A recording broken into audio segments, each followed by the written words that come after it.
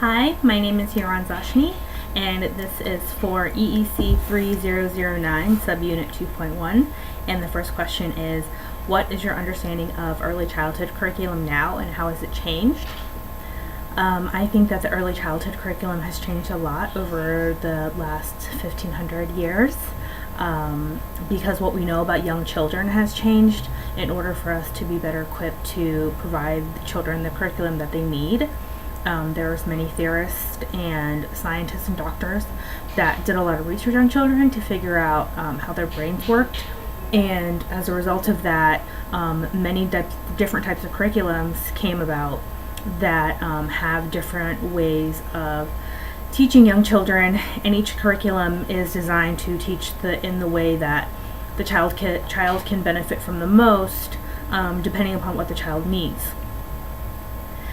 Because of all the research that was done hundreds of years ago, we as future teachers have better skills to teach young children, because as we know, in the present day, no two children are made the same, and they all learn and develop and grow at their own pace. And because of that, the different curriculum models that are out there help the teacher pinpoint the best way to help a child grow. It's really important for curriculum in early childhood centers to prepare the child for their later years in school. We want children to go off into elementary school prepared and equipped. We know that kindergarten now is what first grade used to be, and because of that, preschool and early childhood has even more of an important role than it did back then. Many early childhood curriculum centers base their curriculum on play and exploration, learning using all their senses, activities that develop their motor skills, riding bikes outside for gross motor skills, manipulating puzzles for fine motor skills, things like that. And then it's all about acquiring those language skills, literacy skills, reading readiness, those type of things that they will start to see in early childhood and then only see more of when they enter into elementary school.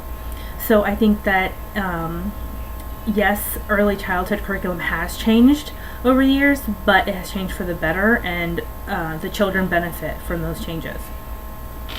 The second question was, which curriculum model most reflects your educational philosophy and why?